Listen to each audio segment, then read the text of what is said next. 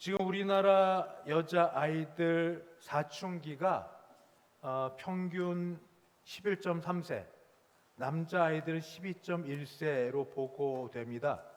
그리고 사춘기는 신체적 변화가 일어나는 때가 되어서 학교에서는 이때부터 성교육을 시작합니다.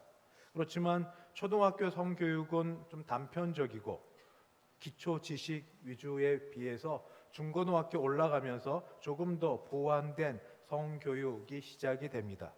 그래서 우리나라에서는 실제로 2024년 작년 9월 4일에 성교육의 날로 제정하였습니다. 장단점이 되게 많은데 그 얘기를 하려는 건 아니고, 나라에서는 이렇게 아이들을 놓고 성교육을 하는데 교회에서는 성교육을 하는가 하는 문제로 제가 말씀을 드리려고 합니다. 우리는 세상이 말하는 성교육의 이런 것을 따라 같이 살아야 되느냐, 아니면 하나님의 백성이기 때문에 성경이 말씀하는 성과 관련된 우리 자신의 몸에 대하여 알고 배워야 되느냐 하는 말씀 가운데, 특별히 오늘 고린도 교회가 당면한 문제가 이 성적인 문제여서 오늘 이 말씀을 여러분과 같이 나누려고 합니다. 왜냐하면 고린도 교회는 정말 좋은 교회였는데, 은사가 풍성해서, 모든 은사가 많아서 은사에 서로 자랑하고, 또 좋은 지도자들이 이렇게 많았음에도 불구하고 분열과 또 성적인 문제와 온갖 문제들이 많은 걸 보면서 이런 문제 때문에 직접 교육하거나 나눔이 없고, 그 문제 때문에 시작하는 건 아니지만 어떤 특별한 절기나 또는 필요를 따라 미리미리 이야기를 드려서 우리 모두 여기로부터 주의 말씀에 의해 자유로워지고 배워지기를 바랍니다. 첫 번째 시작은 우리 인간의 몸은 어떻게 구성됐는가라는 말씀을 드리겠습니다. 보통 성교육은 인간의 그 성기관과 그다음에 성관계에 대한 말씀을 드리면서 아이들, 특별히 어린아이들, 유치원부터 제가 어린아이들에게 하는 말이 이제 그거죠. 내 몸은 소중해.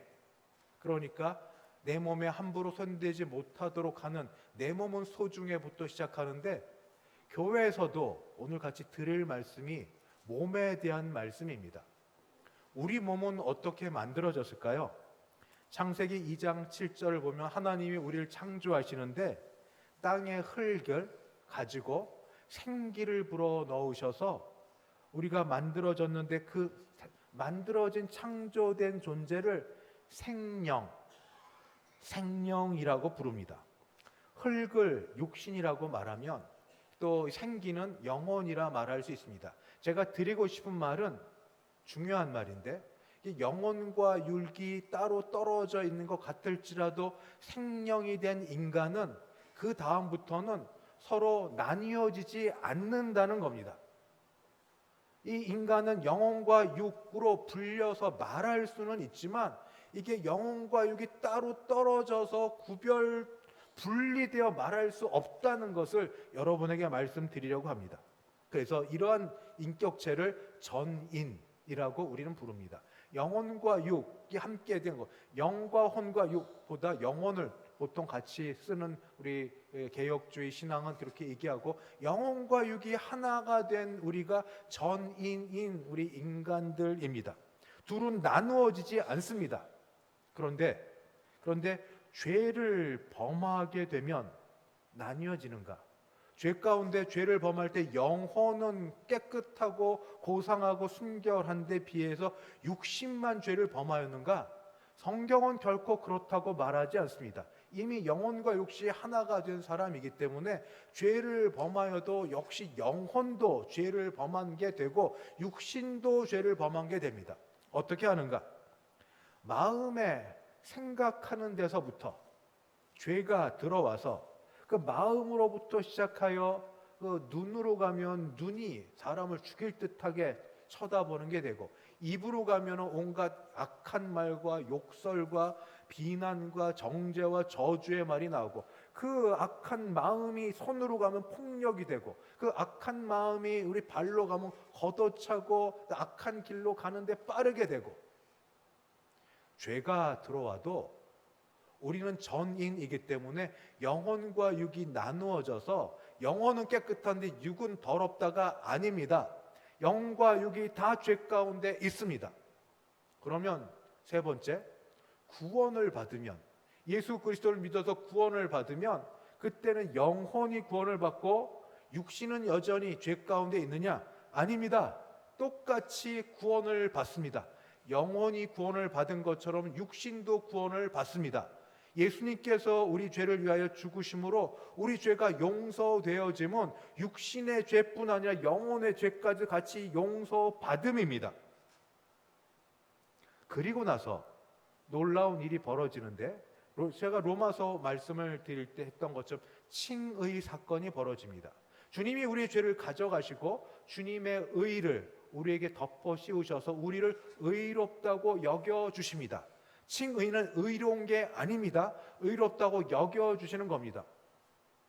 여러분, 요즘과 이전에도 TV를 보면 마음에 안 드는 사람이 감옥에 있다가 풀려나면, 아니 지금 저럴 수가 있나? 판사가 정치 성향에 끌려서 저렇게 하네, 이렇게 하기도 하고, 또 마음에 드는 사람이 끌려가 있으면 저럴 수도 없나? 그렇게 얘기해. 어쨌든 판사가 재판석상에서 땅 죄 없음 하고 얘기하면 실제로 죄가 있어도 사회적으로는 죄가 없는 겁니다. 누가 뭐래도 죄가 없는 겁니다. 우리 모두 예수를 믿어도 죄인인 것 누구보다 양심이 알고 우리 가족이 알고 지인이 압니다. 그럼에도 불구하고 하나님이 우리더러 죄 없음, 죄 용서받음이라고 말씀을 하십니다. 왜냐하면 우리의 죄를 보고 우리의 잘못을 보고가 아니라 그리스도 예수를 보시고 예수 안에서 정죄함이 없도록 하나님이 그렇게 보셨기 때문입니다. 우리는 그래서 칭의, 의롭다고 여김받은 자가 되었습니다. 여러분, 예수 믿고 나서 제일 기뻤던 일을 평생토록 기억하고 그리고 그 일을 때마다 끄집어내기를 바랍니다. 저는 모태신앙입니다. 그래서 어릴 때부터 교회에 익숙하지만, 그러나 정말 예수를 믿은 건 제 철 들고 나서 제대로 예수를 믿었습니다. 한참 사춘기를 지났기 때문에 주변의 사람들 눈치 보고 이런 게 있어도 주시는 은혜를 따라 예수의 십자가의 그 죽으심이 나를 위한 죽으심이고 부활하심을 따라 내가 용서함 받았다는 선포가 늘 들려져서도 그때 그 순간 들려질 때에 오는 내 용서받음, 죄 사함 받음에 대한 기쁨과 감격이 얼마나 큰지, 어떻게 눈물을 어떻게 좀 감추고 싶은데 그럴 수가 없습니다. 어떻게 사람의 힘으로 그렇게 될 수가 없고, 눈물을 흘리고 기뻐하고, 그리고 세상에 주지 못하는 평강이라는 게 있습니다.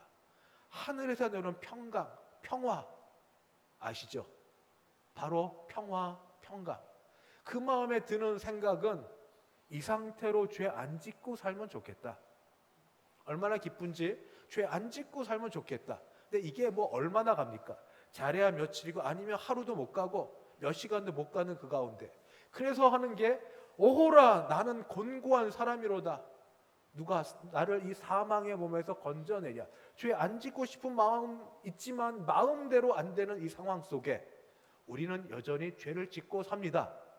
양심도 알고 나도 알고 주변 사람도 알고. 그렇지만 하나님은 우리더러 의롭다고 여겨주십니다. 이런 상황이 있다가 언제 이 상황을 벗어나는가? 죽음을 건널 때입니다.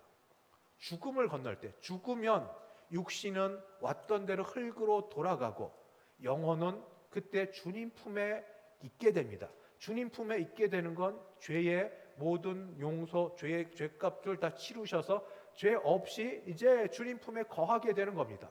여러분, 이거의 끝이 아닙니다. 드리고 싶은 거는 마지막에 구원의 완성이 이루어지는데 주님 재림하실 때 육신이 부활합니다. 영혼만 깨끗하고 고상하게 지내면 될 터인데 그게 아니라 마지막 때 육신이 부활합니다. 육신이 부활하여 영혼과 연합합니다. 그래서 우리는 신령한 몸으로 변화됩니다. 그 변화된 몸이 어떤 건지는 잘 모르지만 성경이 분명히 말씀해 주고 있는 바 육신의 부활이 있고 영혼과 연합해 신령한 몸이 된다. 제가 몸을 강조하고 있는 겁니다. 바로 그래서 우리 주 예수님께서 육신의 모양을 입고 이 땅에 오셨습니다. 그리고 우리 주님이 죽으시고 부활하실 때 영혼만 부활하신 게 아닙니다. 육신이 부활하셨습니다. 육신이 부활. 만약 우리 주님의 육신의 부활을 믿지 않거나 또 그것을 반대하면 예수 믿는 사람 아닙니다. 이단이고 또 잘못된 신앙을 갖고 있는 사람입니다. 육신, 몸이 그렇게 중요합니다. 여러분, 몸이 중요하다는 생각이 있어야 되는데 지금 그 말씀을 왜 드리는가 하면 길게 고린도 교회에서는 당시 세상 사조와 자기 신앙이 결합된 이상한 생각이 있었습니다. 당시 신앙, 세상 사조는 헬라 철학에 의해서 몸과 영혼이 나뉘어지고 몸은 감옥입니다. 영혼이 여기 묶여있는 감옥입니다. 그래서 해방, 구원은 이 몸으로부터 영혼이 벗어나는 게 바로 해방이고 구원입니다.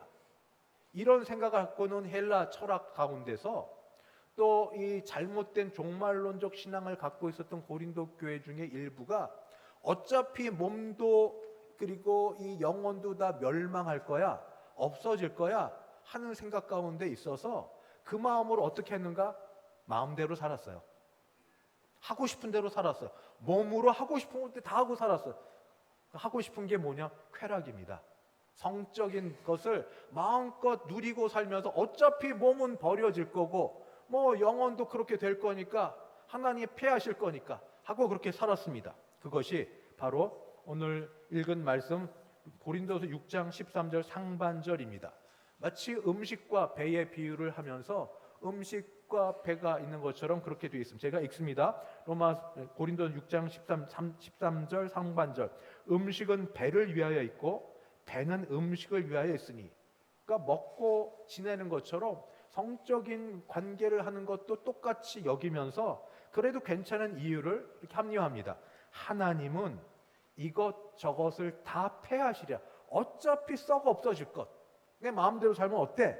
하고 생각하고 있는 이 고린도 교회 교인들을 향하여서 사도 바울의 가르침은 바로 이것이었습니다. 그게 아니라는 거죠. 어떻게 말하냐면 바로 13절 하반절에 이렇게 나옵니다. 몸은 음란을 위하여 있지 않고 오직 주를 위하여 있으며 주는 몸을 위하여 계시느니라. 음란을 빼고 먼저 얘기하면 오직 몸은 주를 위하여 있다 하는 데서 벌써 막힙니다. 나는 그렇게 생각하지 않거든요 하는 생각입니다. 내 몸 아닙니까? 내 몸? 내 인생, 내 몸? 내가 내 몸 갖고 내 마음대로 살겠다는데 꼭 그렇게 신앙의 이름으로 주를 위하여 몸을 사용해라. 싫은데요? 한 번뿐인 내 인생인데 내가 내 몸 갖고 내 마음대로 살겠다는데 왜 뭐라고 그럽니까?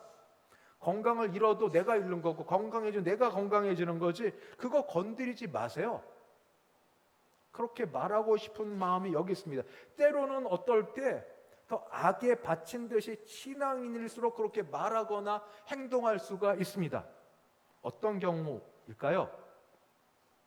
신앙인으로 그래도 믿음을 따라 살면서 기도하면 다 이루어질 거라고 믿었건만 기도에 응답은 안 되는 것 같고 몸의 건강을 잃고 일상적인 건강한 삶을 살지 못하는 일이 계속될 때 시험이 들고 나를 이렇게 만든 분이 하나님이라고 생각이 들어서 하나님에 대한 원망이 생기고 반항하고 싶은 게 하나가 있고 또 하나 이래도 저래도 안 되는 것 몸에 이게 가만두면 터질 것 같아요.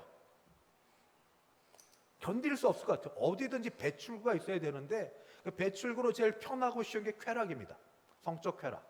그러니까 그렇게 해서라도 쾌락을 나를 배출하여 내지 않고서는 스트레스를 도무지 풀지 못하고 내가 죽을 것 같으니까 견디질 못하고 파괴할 것 같으니까 차라리 그렇게라도 하게 살게 내버려 둬야지. 왜? 내 몸을 갖고 주를 위하라고 하는지 나는 따르지 못하겠습니다 하고 말할 수 있습니다. 여기에 대해서 사도 바울은 그 다음 이렇게 얘기를 합니다. 뭐라고 얘기를 하는가? 주는 몸을 위하여 계시니라.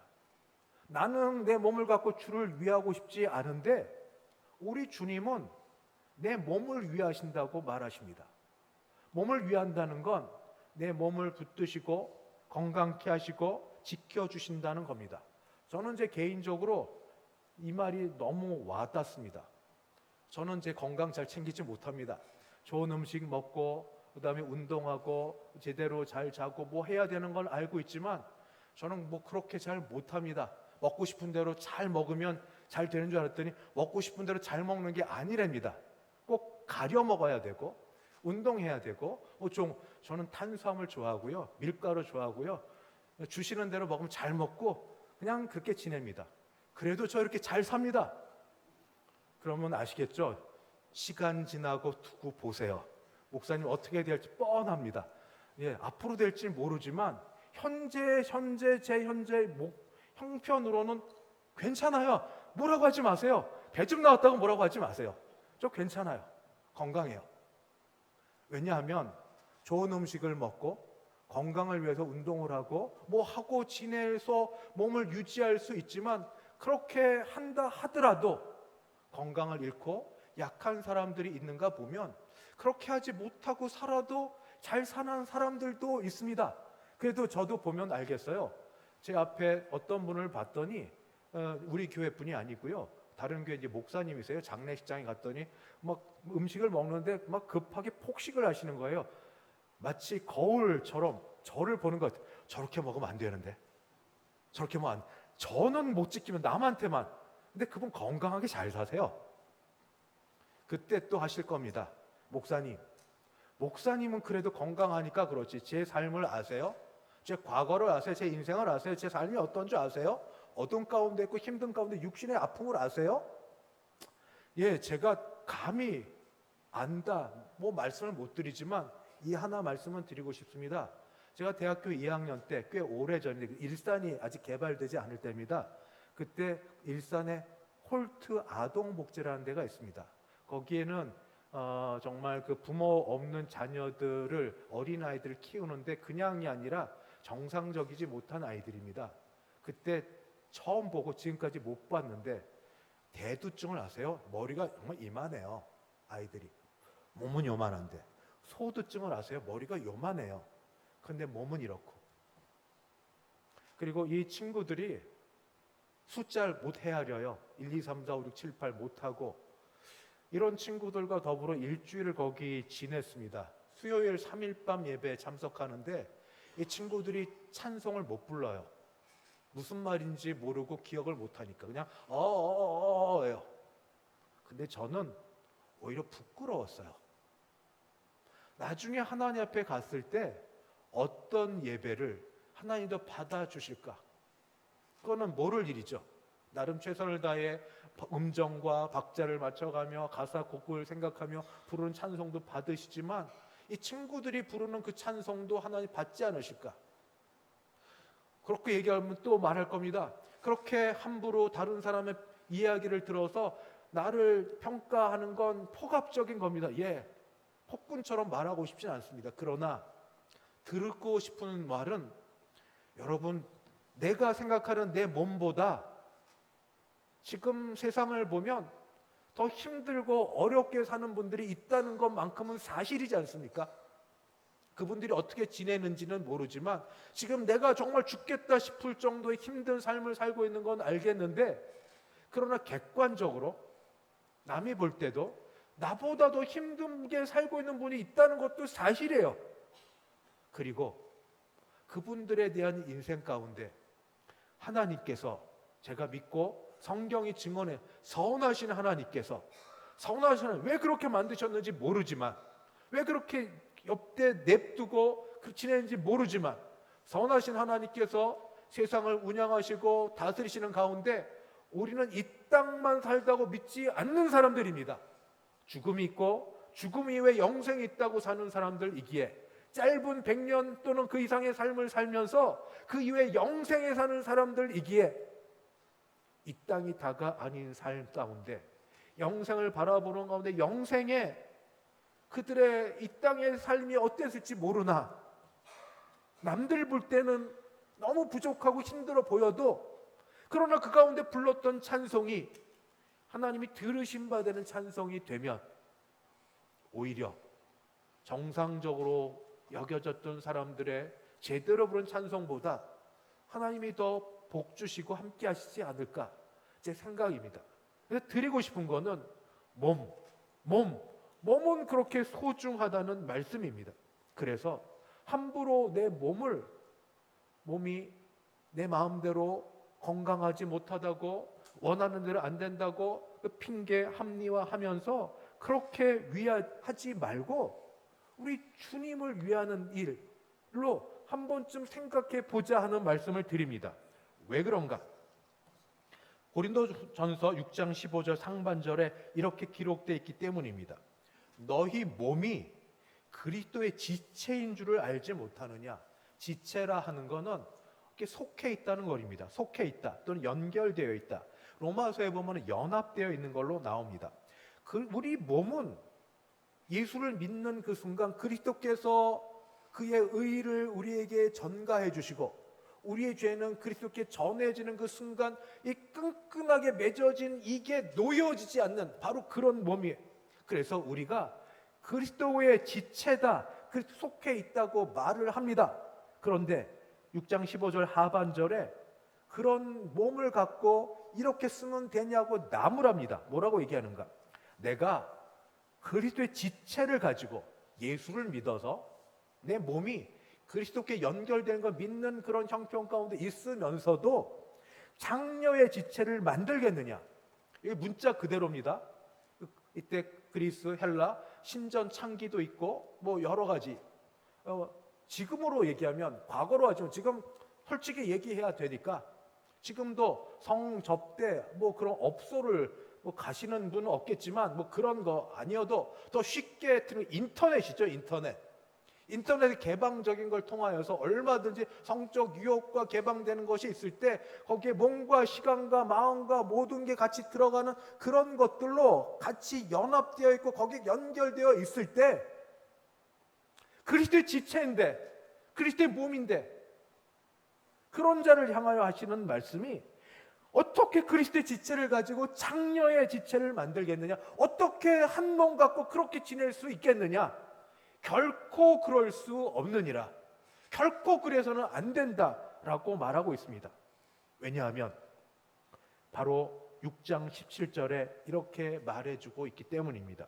주와 합하는 자는 한 영이니라. 예수 그리스도와 내가 불가분리 떨어져 있는 딴 몸, 딴 사람이 아니고, 예수를 믿으십니까? 그렇다면 내 형편, 내 상황 이런 것 떠나서 성경적으로, 신앙적으로 선포해 주시는 말씀, 주와 연합하는 자는 한 영이니라. 우리는 하나입니다. 하나. 그래서 주께서 주의 몸된 우리가, 주의 사람인 우리가, 주의 것인 우리가, 지금 뭐 영적으로 뭐 다른 우상 섬기고 다른 거 탐닉하고 도박 뭐 중독 이거 포함되겠지만 우선 떠나서 문자적으로 성적인 문제를 놓고, 그러고 그렇게 하면 안 된다고 이야기하면서 마지막 결론처럼 이렇게 얘기해 줍니다. 고린도전서 6장 19절, 너희 몸은 너희가 하나님께로 받은 바 너희 가운데 계신 성령의 전인 줄 알지 못하느냐? 성령께서 가셔서 탄식하세요. 성령께서 계셔서 죄 가운데 있을 때 특별히 성적인 죄 가운데 거하고 머물러서 탄식하세요. 탄식이 오래되면, 탄식하시는데도 불구하고 계속 모른 척 해버리면 우리 마음이 점점 주님과 멀어지게 됩니다. 화가 나고 괜히 미워하게 되고 괜히 쏟아붓게 되고, 그리고 더 그런 게 이렇게 됩니다. 그래서 하신 뒤에 말씀, 너희는 너희 자신의 것이 아니라 값으로 산 것이 되었으니. 누굴까? 예수님의 피값, 죽음. 여러분 돈 10원은 쉬울 수 있네요. 100원, 1000원 그 정도 하겠지만 돈 10만 원, 100만 원이 쉽습니까? 사람 목숨값이 얼마가 될까요? 1억이면 목숨값 될까요? 아무리 돈을 많이 줘도 한 번밖에 없는 인생을 그 많은 돈으로 바꾸지 않을 겁니다. 그런데 우리 주 예수님, 하나님의 아드님이신 예수님의 피값 죽음을 통하여서 우리가 산 바 되었는데, 그런 존재 되었는데 어떻게 그런 몸을 가지고, 그런 몸이라는 걸 우리가 공동체에서 사도신경의 신앙 고백을 하고 예수를 믿는다고 이야기를 하면서 창기의 지체, 창기와 연합한 자, 그런 일에 우리 몸과 시간을 드릴 수 있겠느냐? 결코 그럴 수 없느니라. 대신에 마지막 결론부 말씀, 그런즉 너희 몸으로 하나님께 영광을 돌리라. 오해하지 마십시오. 그렇다면 이제 모든 걸 다 그만두고 교회, 목회자, 선교사 아니면 기도원에 들어가 살면서 모든 걸 끊고 살아야겠다. 아닙니다. 하나님 부부를 주셨고 부부 관계하게 하시고 즐거움을 주시고 모든 게 다 그게 아니고, 그것 자체가 우리의 모든 것이 돼서 이게 하나님 사랑하는 것보다 앞선 것 돼요. 이거 아니면 안 되는 것, 이거 아니면 내 죽는 것. 선택의 순간에 있어서 하나님 선택보다 그 선택을 우선으로 여기며 사는 게 문제입니다. 하나님 주신 걸 누리고 사십시오. 부부간에 사랑하고 사십시오. 주신 것들 감사하며 사십시오. 그러나 그게 정도를 넘어서서 하나님 사랑보다 더한 것이 될 때, 하나님 가까이 있는 것을 막는 그 일이 될 때, 그때는 멈춰 서십시오. 그 생각하시고 하나님 앞에 독단적으로 나가서 단독적으로 기도하십시오. 주여, 내 몸의 연약함을 따라 내가 그렇게 살고자 하오나 이게 마음대로 되지 않는 이것을 불쌍히 여기시고 하나님께서 은혜를 베푸사 원래 하셨던 대로 그리스도의 피값, 생명값으로 산 것, 내가 내 영이 알고 몸이 알아. 우리 몸이 하나잖아요. 영과 몸이 따로 하나니까. 그런 몸으로 내가 어떤 모양이든, 성경대로는 먹든지 마시든지 무엇을 하든지 하나님께 영광 돌리는 삶, 내가 그런 삶을 살아보고 그리고 내가 누려보고 남에게도 전하게 도와주시옵소서. 이런 소원이 우리 마음속에 있고 이런 기도가 있을 때 하나님이 분명히 우리 기도 들으시고 기뻐하신 대로 역사하여 주셔서 우리 몸으로 죄 짓는 데 사용하지 아니하고 몸으로 하나님을 기쁘시게 해드리는 데 사용하게 하실 줄 믿습니다. 기도하겠습니다.